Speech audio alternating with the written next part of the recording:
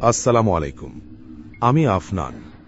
আজকের এই গল্পটা শুনতে গেলে তোমার হাত পা ঠান্ডা হয়ে যাবে, কারণ এটা কোনো সাধারণ ভূতের গল্প নয়। এটা আফ্রিকার গভীর জঙ্গল থেকে উঠে আসা একটা অন্ধকার শক্তির গল্প, যাকে বলা হয় লুলু ফিয়ন, আফ্রিকান ব্ল্যাক ম্যাজিকের সবচেয়ে ভয়ঙ্কর রূপ। গল্পটা শুরু হয় নাইজেরিয়ার একটা ছোট গ্রামে, লাগোসের কাছাকাছি একটা জায়গা, নাম ইকেজা গ্রাম। সেখানে থাকত একজন যুবক, নাম ইকেন্না ওকোয়ে। সবাই তাকে ইকে বলে ডাকত। ইকের বয়স তখন ৩২।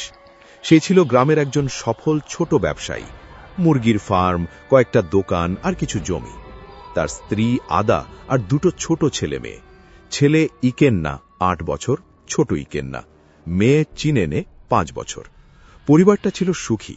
গ্রামের লোকজন বলতো ইকের মতো ভাগ্যবান আর কেউ নেই। কিন্তু ঈর্ষা একটা বিষাক্ত সাপ। ইকের চাচাতো ভাই অবিন্না উদেগভু, আমরা তাকে শুধু অবিন্না বলবো, সেই সাপটা ছিল। অবিন্না ছিল ইকের থেকে ৫ বছরের বড়, কিন্তু জীবনে কিছুই করতে পারেনি। মদ খেয়ে দিন কাটাতো, জুয়া খেলত, আর ইকের সাফল্য দেখে তার রক্ত ফুটত।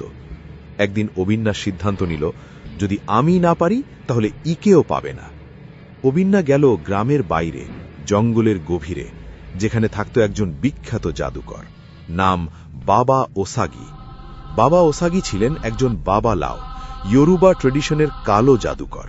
তার কাছে যেতে গেলে রাতের অন্ধকারে পথ চলতে হয়, কারণ দিনের আলোয় তার শক্তি কমে যায়।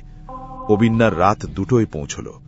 বাবা ওসাগির কুড়ে ঘরের সামনে একটা কালো মোরগ বলি দেওয়া হয়েছিল, রক্ত মাটিতে শুকিয়ে কালো হয়ে গেছে। কি চাও? বাবা ওসাগি জিজ্ঞাসা করলেন গম্ভীর গলায়। অবিন্না বলল, আমার চাচাতো ভাই ইকে, ওকে ধ্বংস করতে চাই, ওর সবকিছু নষ্ট হোক। বাবা ওসাগি হাসলেন, দাঁতগুলো হলুদ, চোখ লাল। সেটা সম্ভব, কিন্তু দাম দিতে হবে। লুলু ফিয়ন করব। লুলু ফিয়ন কি? এটা আফ্রিকান ব্ল্যাক ম্যাজিকের একটা প্রাচীন রীতি। লুলু মানে আত্মা, ফিয়ন মানে বন্দী। এতে জাদুকর টার্গেটের শরীর থেকে আত্মার একটা অংশ ছিনিয়ে নেয়, আর সেটা একটা পুতুলে বন্দী করে। পুতুলটা যতক্ষণ জাদুকরের কাছে থাকে, টার্গেটের শরীরে একটা অশুভ শক্তি ঢুকে পড়ে, যাকে বলে এগুন, ইভিল স্পিরিট। এই শক্তি ধীরে ধীরে মানুষকে পাগল করে, অসুস্থ করে, আর শেষে মেরে ফেলে।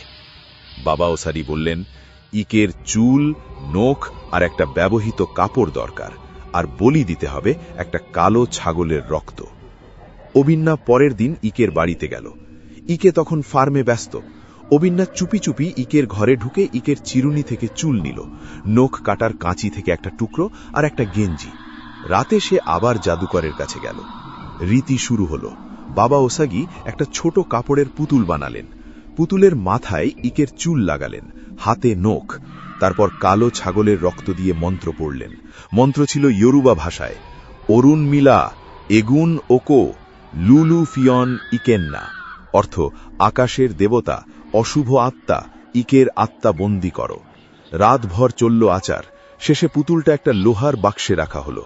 বাবা ওসাগি বললেন, ৭ দিনের মধ্যে ফল দেখবে, কিন্তু মনে রেখো, লুলু ফিয়ন ব্যাকফায়ার করলে তুমিও বাঁচবে না। প্রথম দিন কিচ্ছু হলো না, ইকে স্বাভাবিক। দ্বিতীয় দিন ইকের ছোট ছেলে ইকেন্না হঠাৎ জ্বরে পড়ল। ডাক্তার এলো, ওষুধ দিল, কোনো লাভ নেই। রাতে ছেলেটা চিৎকার করে উঠল, বাবা, কেউ আমার গলা টিপছে, কালো ছায়া।